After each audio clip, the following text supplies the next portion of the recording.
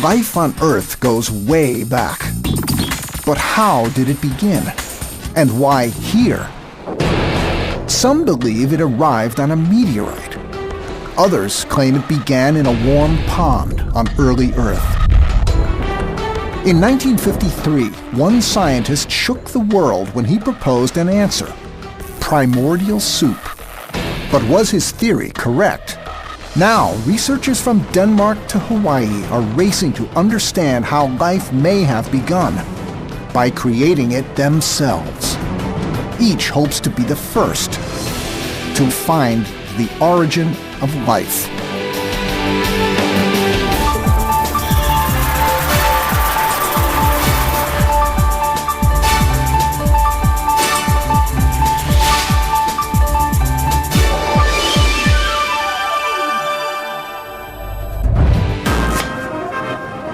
Three teams of scientists from around the world are attempting a revolutionary first: producing life from scratch in their labs.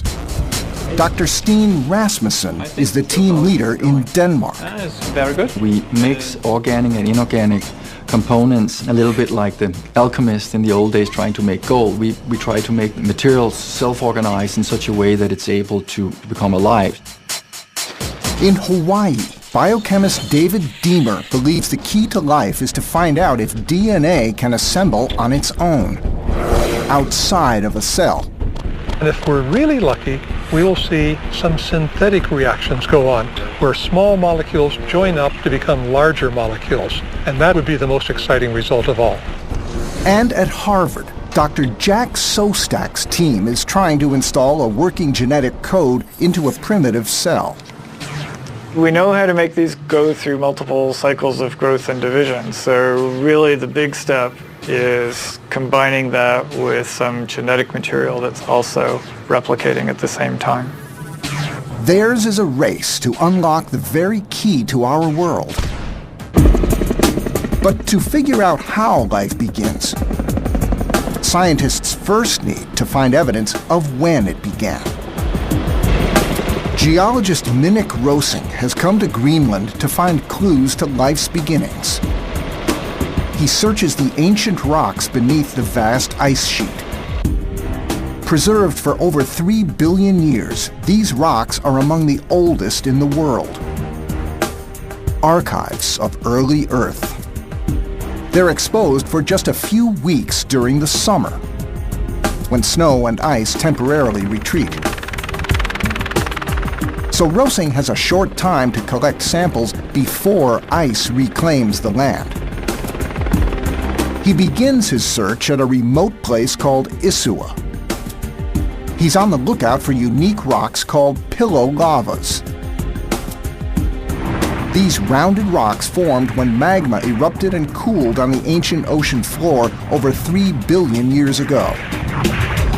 When you walk out of the helicopter and you can see these pillow-shaped objects. And when we look at these sediments that settled on top of the pillow lavas, they are also similar to sediments you find in the oceans today. So that gives us an idea of where we were at that time on the planet. We are out in the oceans. Earth's early seabed was pockmarked by spewing hot magma. And it's still happening today. When that 2,000-degree molten rock hits the cold ocean water, it cools rapidly, creating a rounded, rocky shell, a pillow shape where sediments eventually collect. These ancient sedimentary remains are just what Dr. Rosing and his team are after. They could contain evidence of life's origins. So what is it exactly we're looking for now? The origin of life. Right. And so that outcrop down there is the outcrop that has the evidence for the earliest life on this planet. Wow. The team will secure samples not only from the surface, but also more than 300 feet below. Where would the drill go down if you start right here? We can have it so that your casing would be started here. Yeah. So the drill would probably right there or someplace. A core drill will extract 1.1 tons of rock samples using a 115 horsepower diesel engine. an engine large enough to run a bulldozer. Once that engine is secured atop the outcrop, it spins a hollow rod holding a drill bit encrusted with razor-sharp diamonds. Workers force water between an outer casing and the rod to cool the friction and flush out the shavings. After several days, they fill dozens of wooden boxes with samples of some of the world's oldest rocks. We are done. Thanks a lot. This is going to make a lot of people happy. They shipped the precious cargo 2,000 miles east to Denmark's Natural History Museum in Copenhagen for analysis. Among the samples, Dr. Rosing selects one rock formed from silty black layers of clay on the ancient seabed. To find its exact age, he crushes a piece, extracting tiny minerals called zircons. No larger than grains of sugar, zircons are like little time capsules. How is it going? When they form, each zircon captures a bit of uranium. As time passes, uranium atoms decay and convert into lead at a known rate. So, by determining how much lead is present relative to uranium, the team can estimate the sample's age. So now we are more or less ready to sap the thing with the laser. A laser burns a tiny hole into the zircon, 1/3 the size of a human hair. That releases a bit of the lead and uranium as superheated gas. The gas then flows rapidly into a mass spectrometer for analysis. 3.787. This sample is nearly 3.8 billion years old. That's great. That's an old age. That's really exciting. That's very, very good. Yeah. That's the sad thing. You find a really nice zircon and then you immediately destroy it and drill a big hole in it. This rock is among the oldest ever found on planet Earth. When you hold this rock in your hand, first of all, imagine that it has experienced about 1/3 of all time that ever existed. But also it carries a memory of the conditions in the ocean 3.8 billion years ago. So by studying these fine layers we have here, we can say, okay, what fell into the ocean? Were there any activities in the ocean? Were there life? To find out, Dr. Rosing slices a sample so thin it allows him to look right through the rock's layers under the microscope. The geologist finds something astonishing. Tiny black grains. What we can see here at very high magnification is some fine layers in the rock, and we can see tiny little particles of something black. And by closer inspection, it turns out that that black material is carbon. And there's a lot of it, which indicates the presence of billions of tiny cells. The basic form of all life.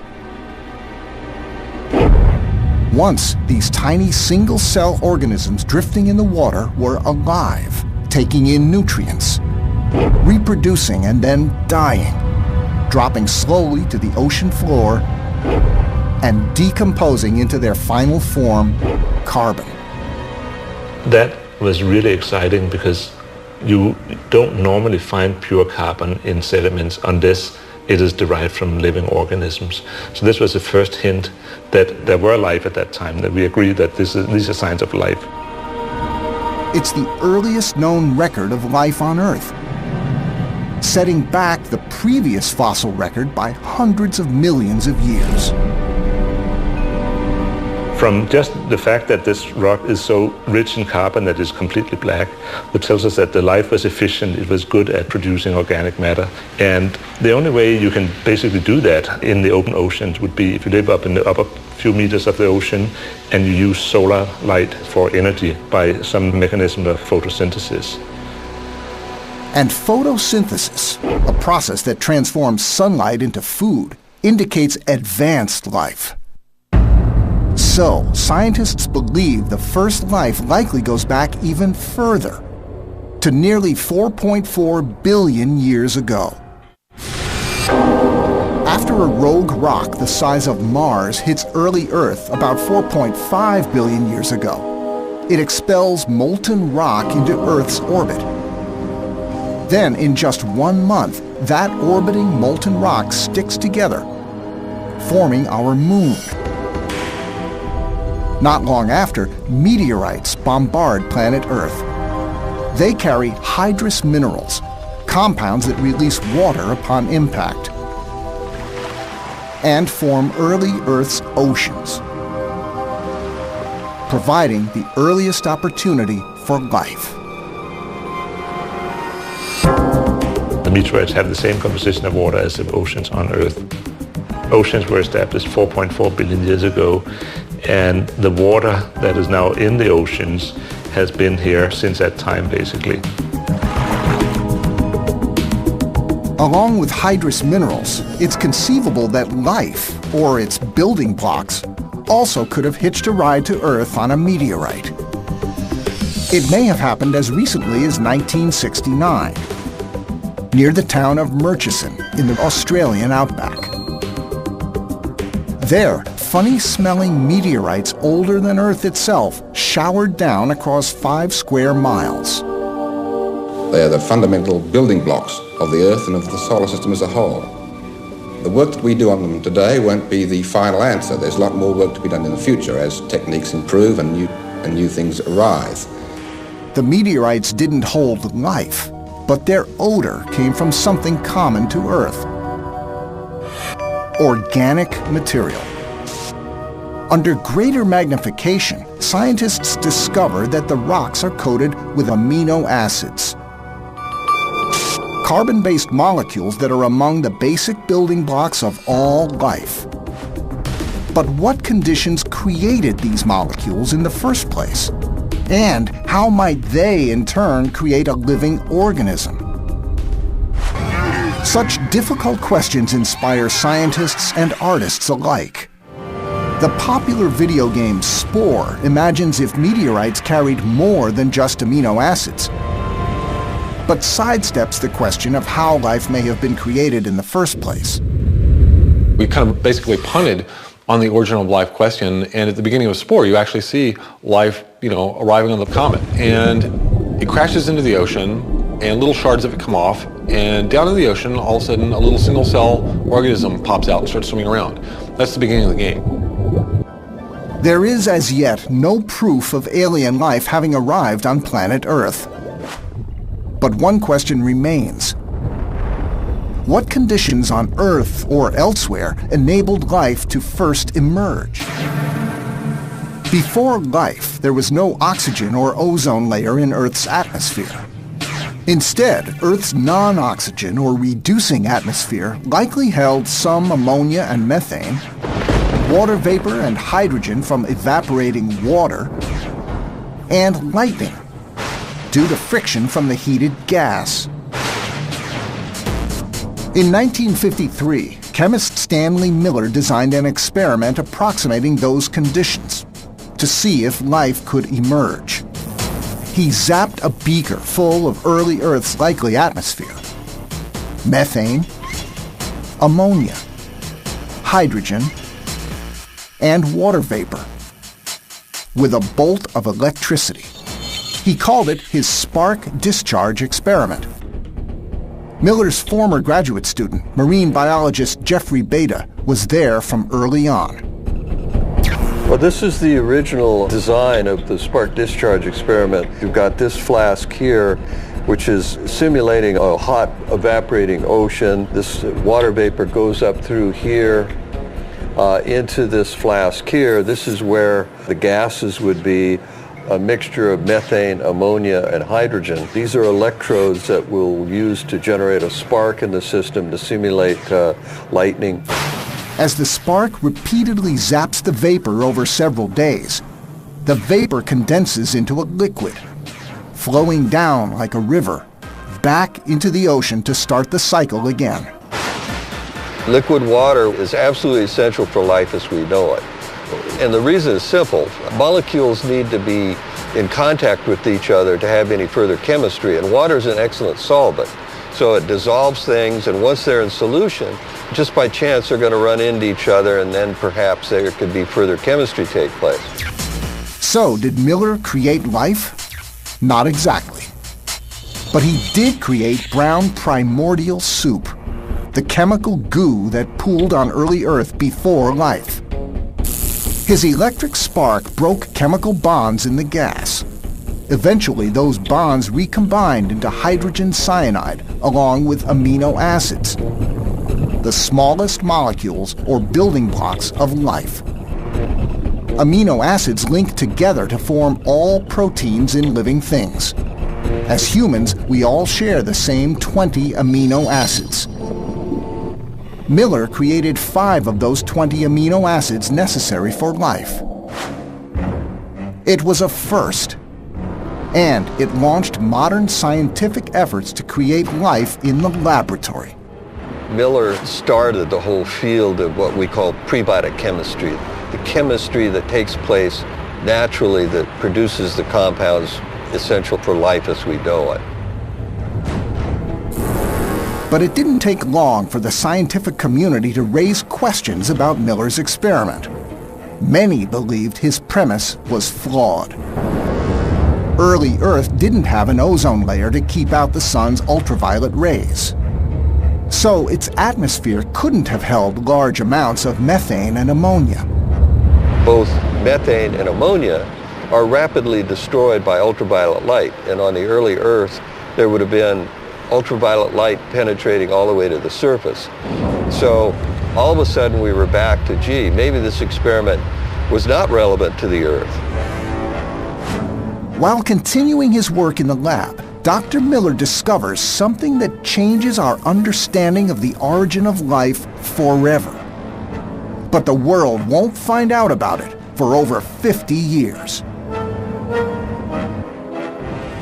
More than a half-century after Stanley Miller first creates amino acids, the building blocks of life, his colleague, Dr. Jeffrey Beta, makes an incredible discovery. We found this old dusty cardboard box and opened it up, and inside this box were all these other little boxes with little vials that were clearly labeled and associated with his 1953 experiments. It was just stunning that I'd known him for 40 years and he'd never ever mentioned this, and he'd never mentioned it to anyone. Miller had preserved the brown primordial soup, the amino acid results of his experiments, for over 50 years. Then Beta uncovers something even more remarkable. These results are from a second, unpublicized experiment of Miller's. Miller had met the doubt of his colleagues head-on.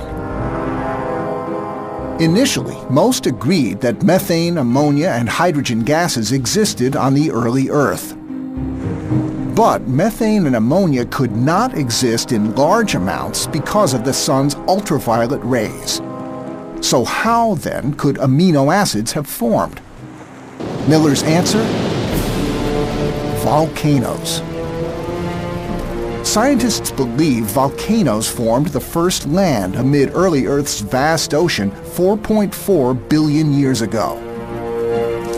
And like Hawaii today, volcanic islands create their own microclimates. So when their volcanoes erupt, they spew methane, ammonia, hydrogen, and water vapor into a plume. That plume, along with ash, creates friction, causing lightning. The lightning then zaps the gases before they're destroyed by the sun. All these gases, they would have been processed immediately. And so these volcanic islands were little chemical factories that were producing tons of amino acids, even though the atmosphere in general was not reducing, it had no methane and ammonia in it. So Miller made a slight alteration to his original model. Instead of evaporated water entering the gas-filled chamber from the top, the water vapor now enters in a plume from the bottom, flowing directly into the lightning spark like a volcano. The first time Miller tried this, his results revealed just a few amino acids. So he moved on. But the problem wasn't in his results. It was with the limited technology he used to measure his results. So measuring with today's modern technology, it turns out the results are actually extraordinary.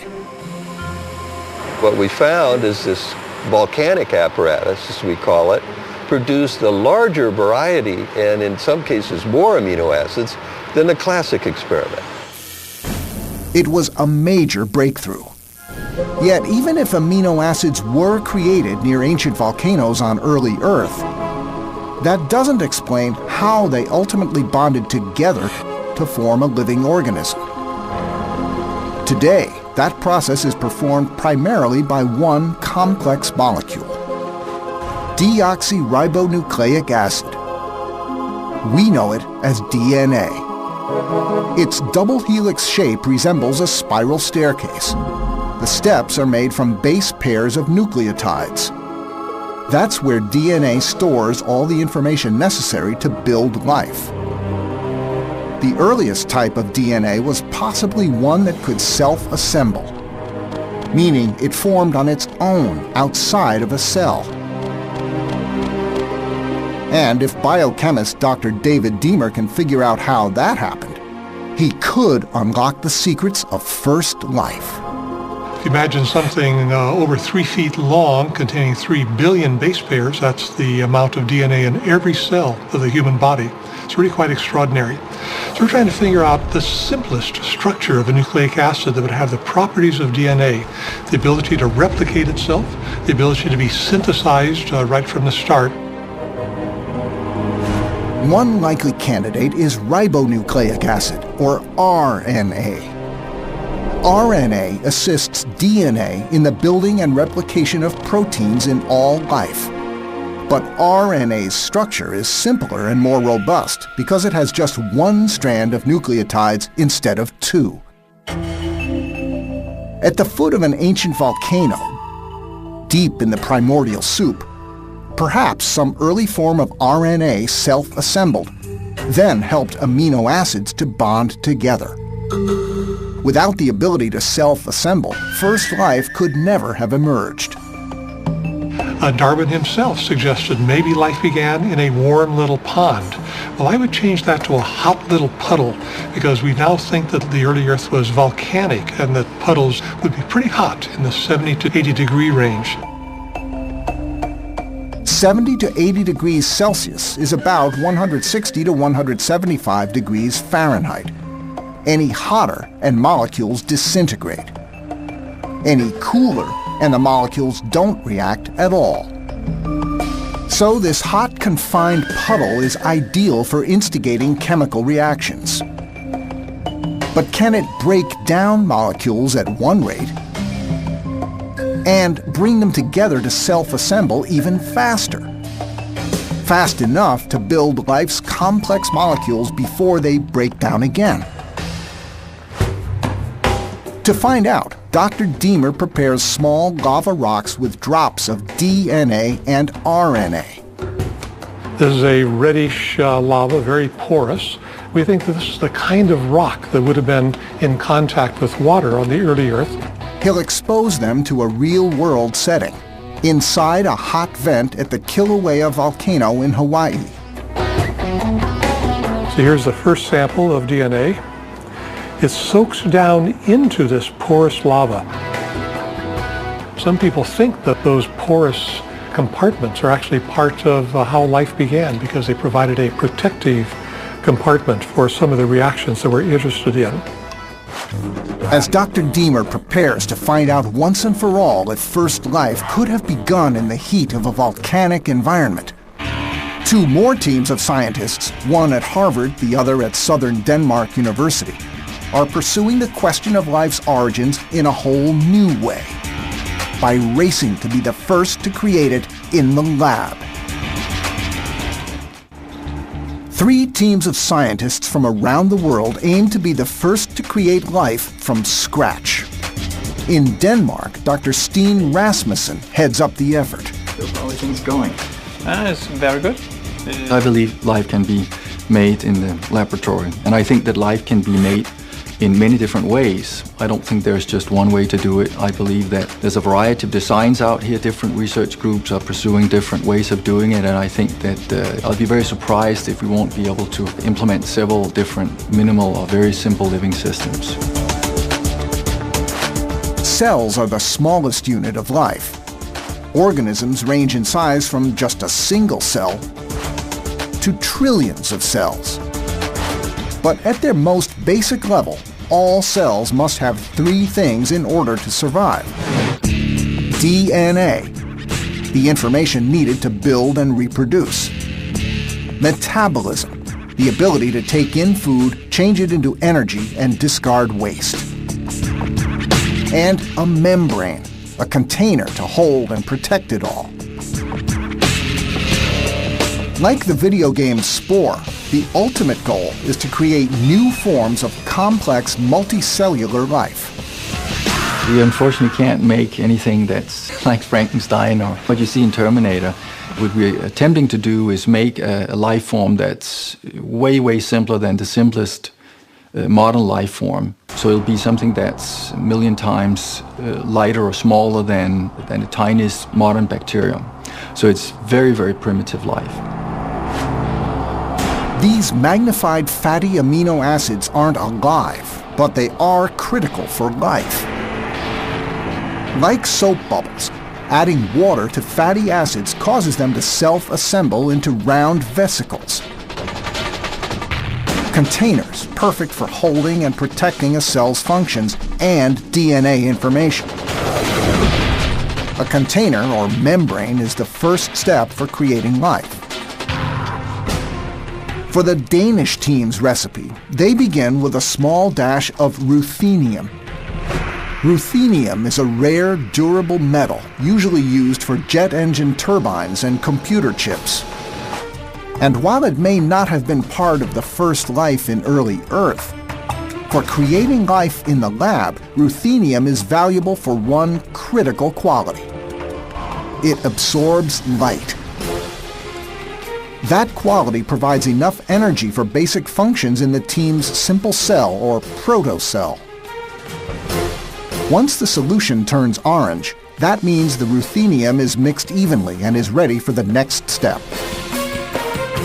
We try to make our protocell from materials that are as simple as possible. We want to go from the non-living material to the living material, so we actually make this transition from non-living to living. That's the important part, and it's not so easy to do that. A second team member prepares a test tube of fatty acids in salt water over a magnetic mixer. Well, it's very simple. Under this plate we have a disc that turns continuously and basically is magnetized, and here we have a little magnet and that will follow the magnet. The small white magnet provides an even stir. A steady stir ensures the ruthenium gets mixed evenly throughout. And now I will start titrating, as we call it, adding acid to permit the spontaneous formation. When the final ingredient, hydrochloric acid, is added, this even mix provides the best chance of assembly of protocell membranes. The cloudy texture means that self-assembly is successful. The membranes are visible only under magnification. I can clearly see that I have formed a membrane about 1,000 to 10,000 times smaller than your hair. This is the first step toward creating life.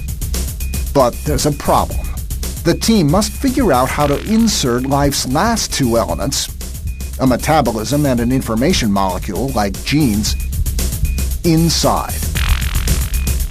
In a normal living cell, the membrane is controlled by special proteins, gatekeepers that invite what's needed and repel what's not. But creating these proteins is far too advanced for a simple protocell. So to overcome this problem, the Danish team comes up with a revolutionary idea: moving the protocell's insides to its outsides. The team chemically attaches genetic material to the outside of the membrane. This eliminates the difficulty of moving resources in and out of the cell. So this whole monkey business of getting things through a membrane, you can completely avoid by turning the cell inside out, so that you can view your cell more as a used piece of chewing gum or Play-Doh, and then you can actually put the different components to the surface of it. So then you have your container decorated with your genes and with your metabolic complexes, and they stick. So it is a container. They contain and they make sure that these things are close to each other. These inside-out protocells can never exist outside of a test tube. Still, even with this simple protocell, the team hasn't figured out how to make them divide to reproduce another generation on their own. A critical function for all life. But nearly 4,000 miles across the Atlantic, the team at Harvard's Life Initiative has figured out a simple solution. Dr. Jack Sostak and graduate student Ting Zhu have determined how to get their membrane vesicle to spontaneously divide without turning it inside out. These membrane vesicles, we can make them grow and divide all by themselves. For a long time, we were just thinking about growth in too simplistic a way. We thought of starting off with a spherical vesicle and it would just get bigger. A vesicle membrane can grow when small fatty acids, or micelles, combine with the fatty acids already in the membrane, causing it to expand. But that type of growth creates difficulty when it comes to division. It's really hard to make a spherical vesicle divide. You have to change the shape. It takes a lot of energy. To conserve energy, Ting Zhu developed a groundbreaking process. Vesicle division by simple environmental vibration. Vibrations similar to those from a wave or current. The vesicles are growing and the tail coming out. Under the microscope, those micelles are growing in a long filament stemming from the vesicle membrane. It actually grows in this surprising way by building this filamentous extension. Eventually, everything in the round vesicle will go into a long filament. After the vesicles grow into filaments, the team vibrates the filaments, creating new vesicle membranes. The nice thing is that long filamentous vesicle that's forming is very fragile. And so it just takes gentle shaking to make that divide into daughter vesicles. This is a significant step toward creating life, membranes that grow spontaneously on their own. But it's still a long way from a living being. One critical part is still missing. Figuring out how complex genetic molecules like DNA or RNA replicate fully on their own. But in Hawaii, Dr. David Deemer may be on the verge of just such a breakthrough. Scientists believe volcanoes were integral to the creation of first life on Earth. Biochemist Dr. David Deemer wants to know for sure. Oh, look at that. Isn't that spectacular? This is just what I came for. These real-world conditions at Mount Kilauea in Hawaii's Volcano National Park approximate Earth's early environment.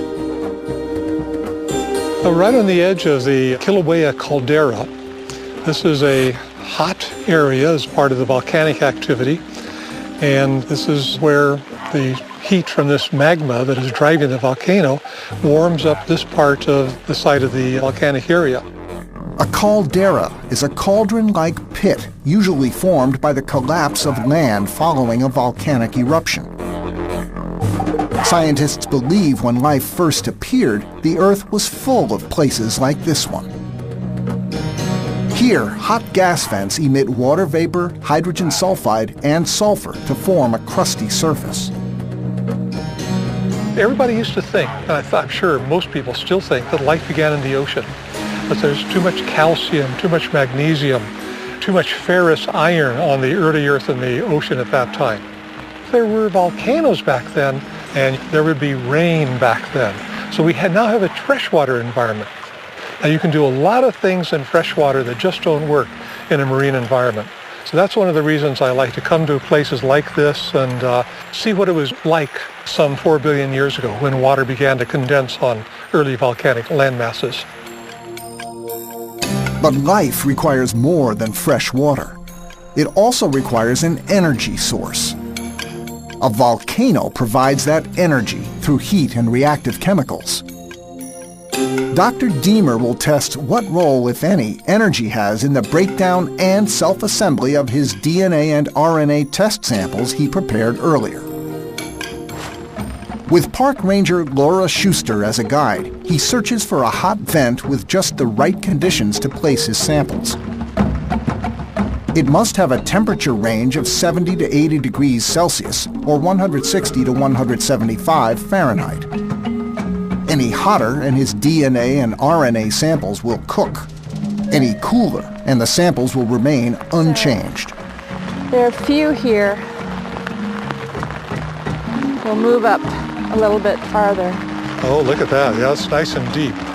You see how the edges kind of collapse, so be really I'll be very careful about that. Well, first thing I'm going to do is to make a measurement of the temperature. He uses an electronic thermometer with wire leads. He'll run the leads deep into the vent to see if the temperature range is right for the test.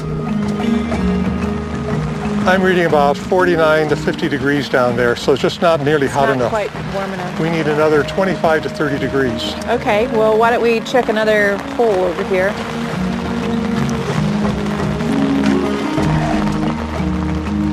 Now I'm getting something around a little over 50 degrees again. So these are just too damp, I think. With the rain and all that we're experiencing, just keeping the temperature much too cool for the kind of chemistry that we're trying to drive. They keep looking. And it's protected, which is another good sign. Oh, it's hotter. Feels hotter. This hole is close enough for Dr. Deamer to use a standard mercury thermometer. Wow. 60. 70. I think this is going to do it. Okay, we got 75 degrees here. Looks like this is it. Yep. So I think I'm going to go ahead and try this one and see whether we can't get the experiment to go. Perfect. That sounds great. I'm happy with that one. Very good. Deamer retrieves the small lava samples coated with DNA and RNA he prepared earlier in his lab. Protected in tin foil and secured in a wire mesh, they can endure temperatures up to 1400 degrees Fahrenheit. He's trying to find out if vents like this one will not only break down the building blocks of life, but also assemble them again. We want to see if any synthetic reactions occur, where molecules come together to make larger, more complex molecules, which is the most interesting, of course. If DNA or RNA molecules do self-assemble, then Dr. Deamer will have uncovered strong evidence about first life, that it may have begun in a volcanic setting. We're going to give this about 2 hours' time. In the laboratory, we find that that's enough time for the reactions to occur that we're interested in. Tin foil keeps heat on the samples and prevents rain from cooling them. So what's going to happen is the heat will build up in there. The heat activates the molecules and allows them to form links. Two molecules get together, they lose a molecule of water, and they make a link. And this is in fact what life does to grow. Well, it looks like everything's under the control here. Temperature up where it should be, and we'll come back in a couple hours and see what we get. If Deamer's results demonstrate DNA or RNA self-assembly, that'll be a major step toward unlocking a mystery of current life. It'll also be a monumental step closer to creating life from scratch in the lab. Hawaii's Mount Kilauea volcano may hold the secret of first life. To find out, Dr. David Deamer returns to see what effect the volcano's heat and gases have had on his lava rock test samples. He's coated them with DNA and RNA, the information archives of all life. These samples have been baking for 2 hours in a volcanic vent at 170 degrees Fahrenheit. There's our samples. They're quite dry, quite hot. I can't touch them. You can see these little chips of lava, each of them representing a different experiment that we're doing. And we assume that some chemical reactions have occurred under the conditions of pH and temperature in this volcanic vent. Back in his lab at the University of California, Santa Cruz, Dr. Diemer analyzes the results. First, he adds distilled water to the samples. This simulates early Earth's rain or tides washing over the dried nucleic molecules. The water loosens them from the lava chips, providing a solution where the molecular bits have a chance to get closer and react, assembling or breaking down further. The wetting phase stirs up everything that had been dried down originally and gives another try the next time around. So we would cycle wet, dry, wet, dry. This wetting, drying cycle is very important to concentrating the organic compounds required for the origin of life. To find out if the DNA and RNA broke down and built up, he extracts the concentrated solution from each sample and places it onto an electrophoresis gel.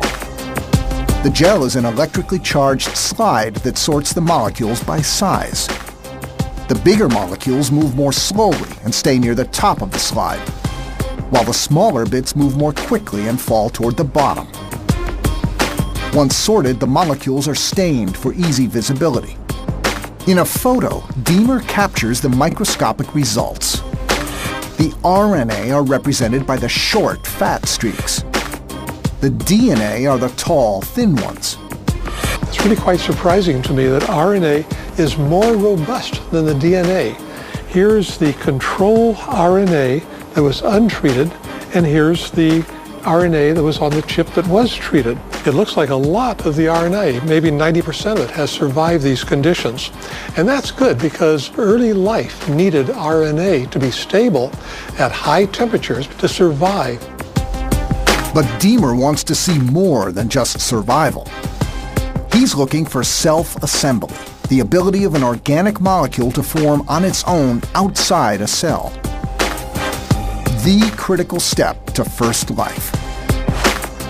Self-assembly of an RNA molecule in a volcano would be a major milestone. Unfortunately, the blank columns reveal that no RNA self-assembled. So Diemer, Sostak, and Rasmussen's understanding of life's complex systems all have a long way to go before a living being springs from a test tube. Now, other scientists are looking for that complex understanding beyond Earth. Using NASA's space-bound Kepler telescope, scientists are hunting for small, Earth-like planets orbiting Sun-like stars.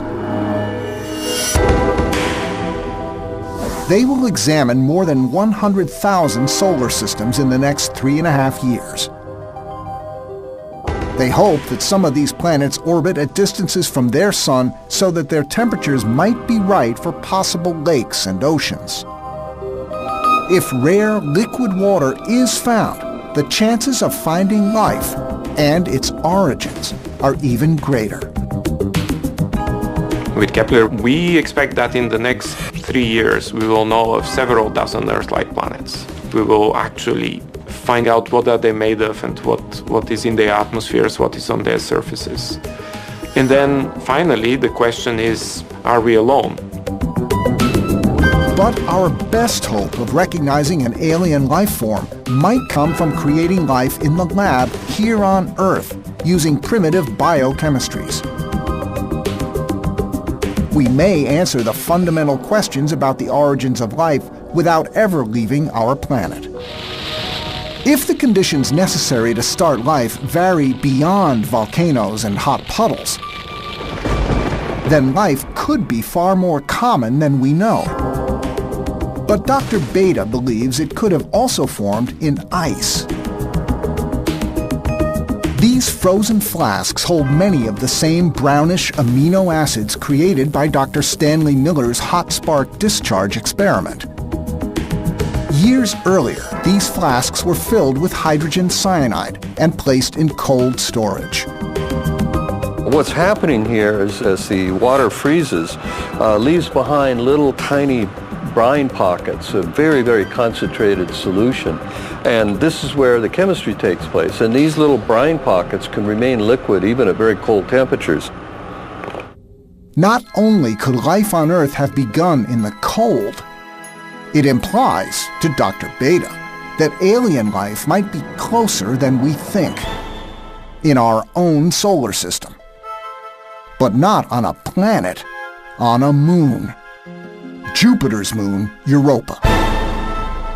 The icy satellite of Jupiter, has a liquid water ocean covered with ice, and people are intrigued about whether there's life in that European ocean. I take a different view on it, and that is that probably a lot of the chemistry that we think took place on the early Earth producing simple compounds may have or is taking place in the European ocean now. In the billions of years in the future, when our sun swells up into a big red giant and engulfs the Earth, all of a sudden the European ocean's going to melt. And I look at Europa as a big frozen prebiotic casserole that could then undergo further processing, have a second origin of life way into the future of our solar system.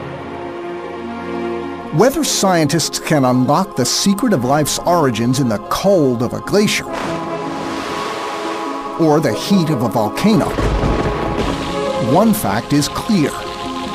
Using that knowledge to create life in the lab would change the world as we know it. Scientists believe first life on Earth emerged around 4.4 billion years ago.